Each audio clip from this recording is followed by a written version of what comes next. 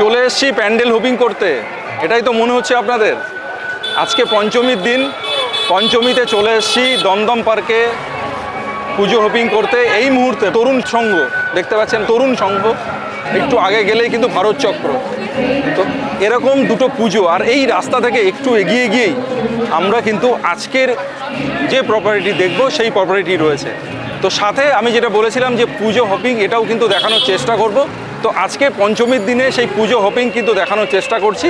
দেখতে পাচ্ছেন প্রচুর লাইন দিয়ে ভিড় রয়েছে। অলরেডি দুপুর এখন 1:30 থেকে 2 বাজে। এরকম একটা লোকেশনে যদি এই ভিড় হয়ে থাকে, এই ভিড়টা যত রাত গড়াবে কতটা হতে পারে। আর এরকমই জনজোয়ার কিন্তু দেখতে পারবেন আপনার আজকের যে প্রপার্টি দেখাবো সেই প্রপার্টি থেকেই। চলুন এখান থেকে হেঁটে যাই, ঠিক এই রাস্তার ওপরেই আছে আজকের প্রপার্টিটি। তো চলুন দেরি না করে দেখে নিই, কেন পুজো দেখতে বেরোতে হবে, আর দেরি করা যাবে না। চলুন। তো হাঁটতে হাঁটতে আমরা চলে এসেছি প্রপার্টির সামনে। এই সামনে হচ্ছে প্রপার্টি, আর আজকে যে প্রপার্টি দেখাবো 4 BHK G+5-এর 4th ফ্লোরে আছে। তো এরকমই একটা দারুণ ফ্ল্যাট দেখাচ্ছি, আর ফ্ল্যাটের সঙ্গে কিন্তু একটা পার্কিং আছে। পার্কিংটা কিন্তু একটু টুইস্ট আছে। সেটা কি টুইস্ট?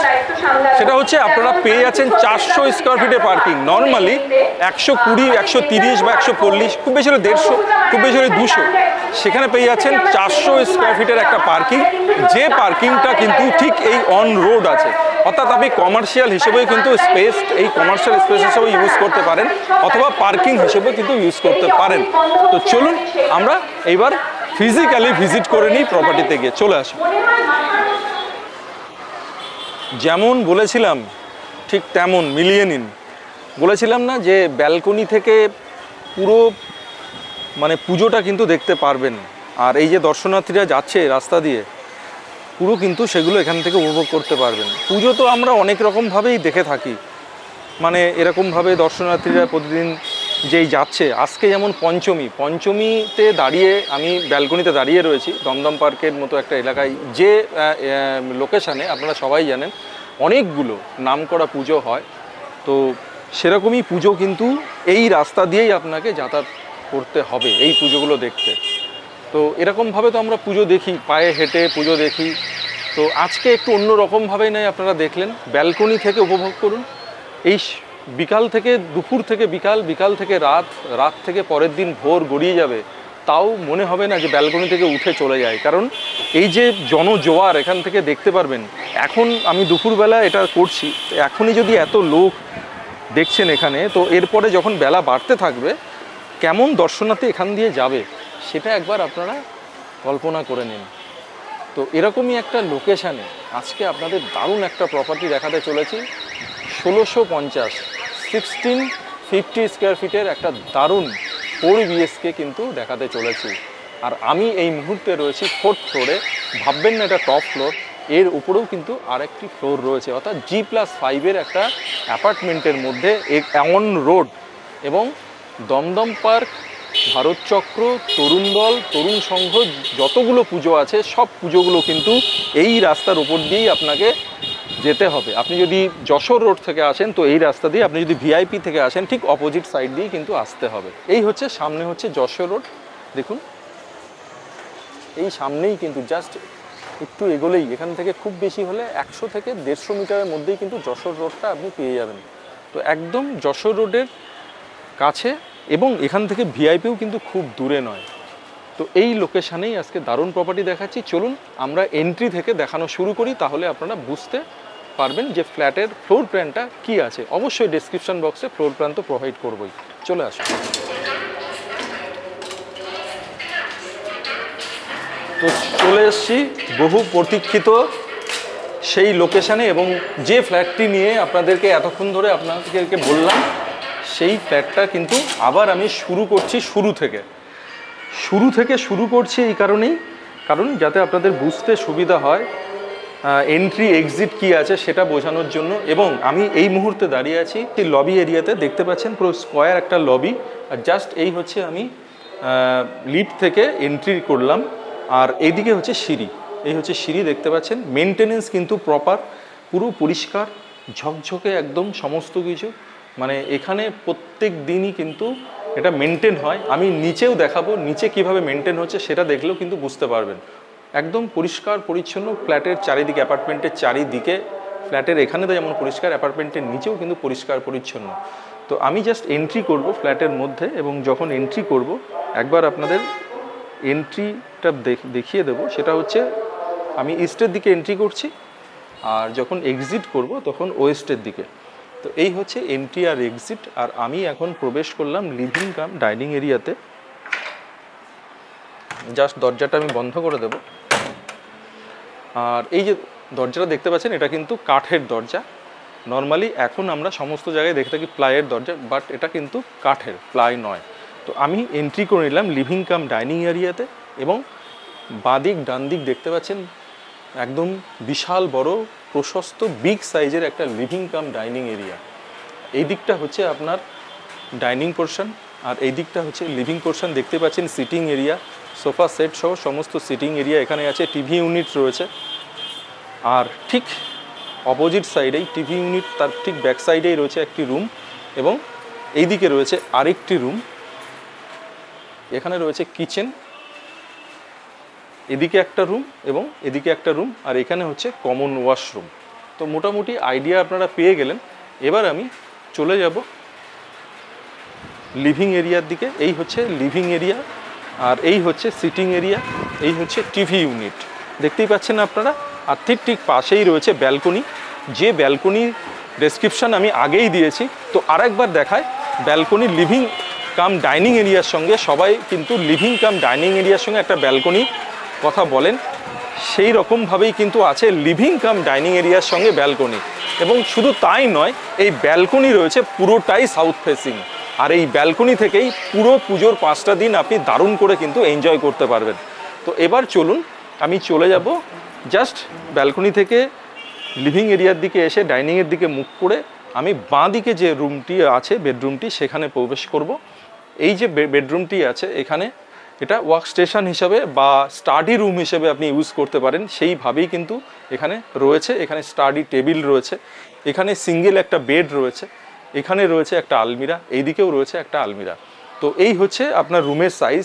দেখুন রুমের যে সাইজ আছে, মোটামুটি এখনকার ফ্ল্যাটগুলো যদি আমরা দেখি সেই অনুযায়ী সাইজ কিন্তু আছে।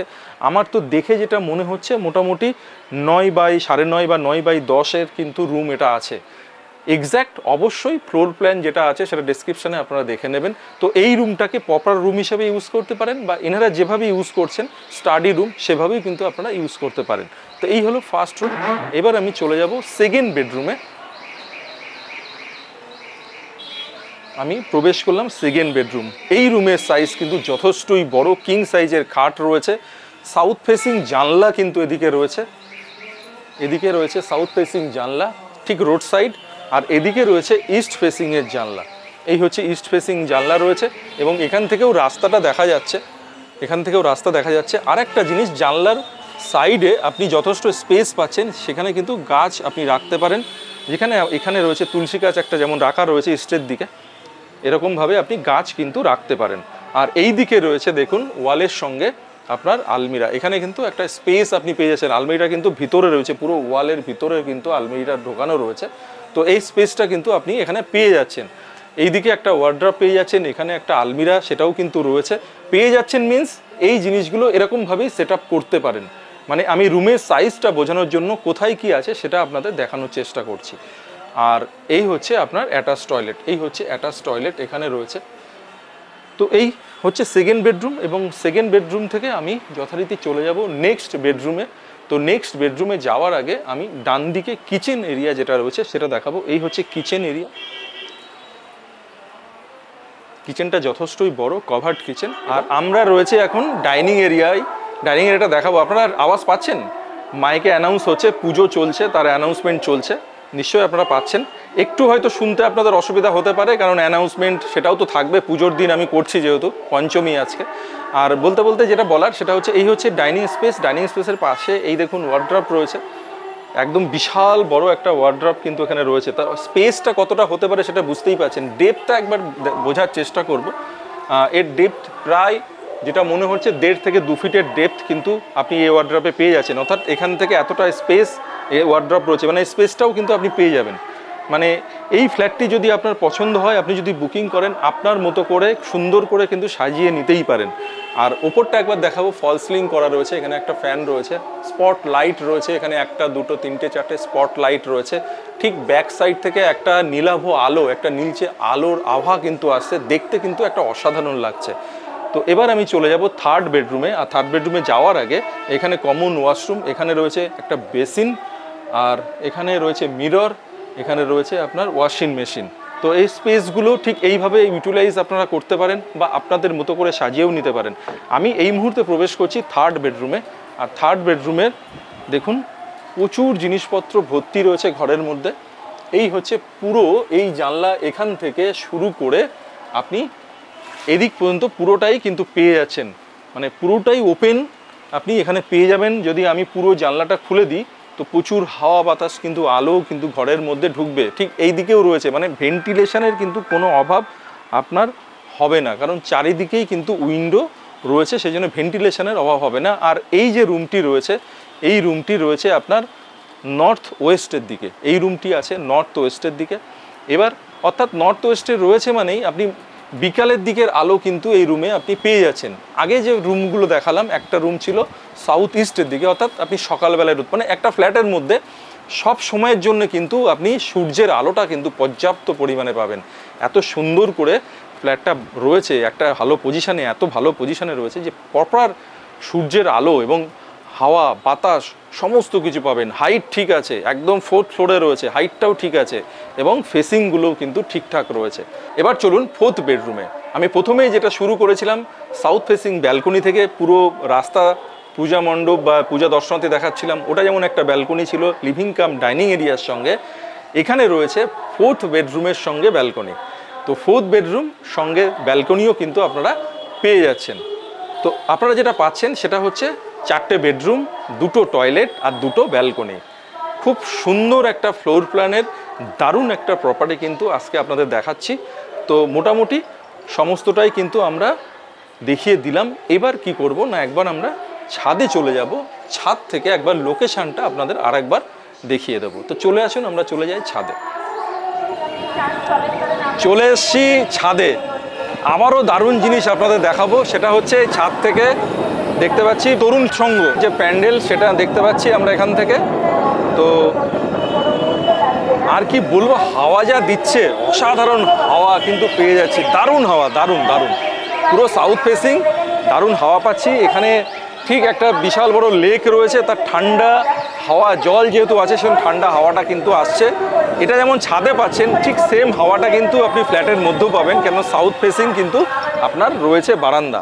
তো সেহেতু আপনি পেয়ে যাবেন আপনার ফ্ল্যাট থেকে, ঘর থেকেও কিন্তু এই হাওয়া আপনি পাবেন, যেটা আমি আগেই দেখিয়েছি আপনাদের। আর ছাদের আমি এই দিকটায় যদি যাই, এখান থেকে ডায়মন্ড প্লাজা সেটা আমরা দেখতে পাচ্ছি, আর এই দিকটাই আমি দেখতে পাচ্ছি এটা হচ্ছে বিধাননগরের যে লোকেশান, সেটা হচ্ছে এই দিকে। আর এই বাঁ দিকে গেলেই আমি পেয়ে যাব ভিআইপি রোড, আর ডান দিকে গেলে পেয়ে যাব আমি যশোর রোড।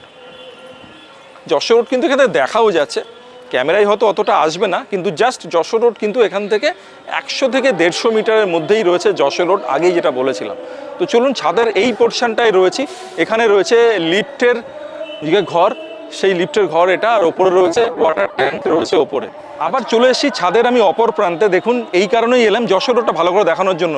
সিগন্যালে গাড়িগুলো দাঁড়িয়ে আছে, আপনারা নিশ্চয়ই এখান থেকে দেখতে পাচ্ছেন, মানে এতটাই কাছে এখান থেকে Jessore road.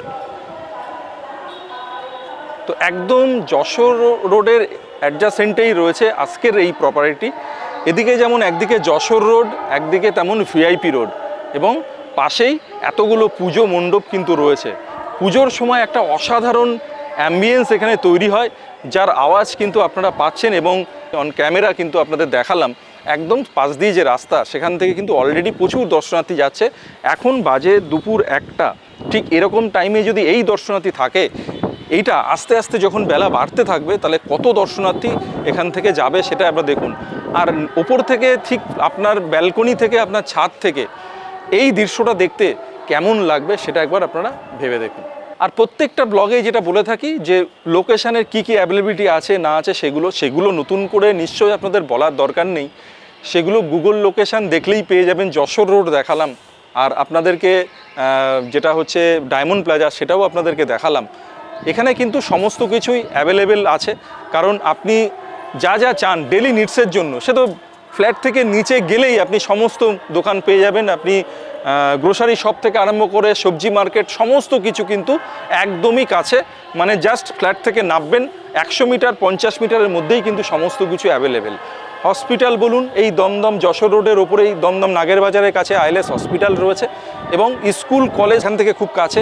GD Goenka public school Kolkata দেখতে পাচ্ছেন নিশ্চয়ই, একদম জিডি গোয়েঙ্কা পাবলিক স্কুলের ঠিক পাশেই আপনাদেরকে আরেকটা প্রপার্টি আজকে আপনাদের দেখাচ্ছি। দারুণ, এত কাছে যারা ভালো স্কুল খোঁজ করেন, একদম দারুণ স্কুল। কিন্তু এই স্কুলটি জাস্ট বেশি দিন হয়নি, রিসেন্ট হয়েছে। এই স্কুলে কিন্তু যদি আপনার পড়াশোনার জন্য আপনার বাড়িতে বাচ্চা থাকে তো এই স্কুলে কিন্তু ভর্তি করতেই পারেন। আর যেটা আপনার শপিং মল সেটাও কাছে, সমস্ত কিছু অ্যাভেলেবেল। নতুন করে আর কিছু বলছি না, আপনারা নিশ্চয়ই যখন ফ্ল্যাট দেখতে আসবেন গুগল লোকেশান নিশ্চয়ই দেখেই আসবেন, কোথায় কি আছে সেটা নিশ্চয়ই আপনারা দেখেই আসবেন। আর দুদিকে দুটো, একদিকে যশোর একদিকে ভিআইপি রোড, এখান থেকে আপনার বেলগাছিয়া মেট্রো স্টেশন কাছে, এখান থেকে রেল স্টেশন সেটাও কাছে, মানে বিধাননগর রেল স্টেশন বলুন, দমদম বলুন, সমস্তটাই কিন্তু কাছাকাছি আপনি পেয়ে যাবেন। বাস রুট পেয়ে যাচ্ছেন যেমন দুটো বড়। আর এই যে সাইজ, ফ্ল্যাটের সাইজ আগে একবার বলেছি, আবার বলে দিচ্ছি, 1650 1650 স্কোয়ার ফিটের ফ্ল্যাট, G+5-এর বিল্ডিং, 4th ফ্লোরে রয়েছে, যার দাম আছে 1.15 CR, 1,15,00,000 টাকা। এবং এর সঙ্গে একটা 400 স্কোয়ার ফিটের একটা আপনার রয়েছে পার্কিং, 400 স্কোয়ার ফিটের পার্কিং রয়েছে এর সঙ্গে, উইথ পার্কিং কিন্তু বক্স প্রাইস আছে 1,15,00,000 টাকা আজকের এই প্রপার্টি। তো আজকের মতো এখানেই শেষ করছি।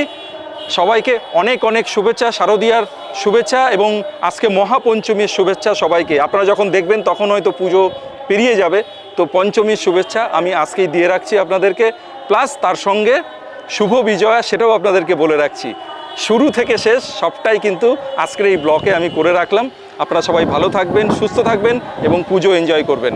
নমস্কার।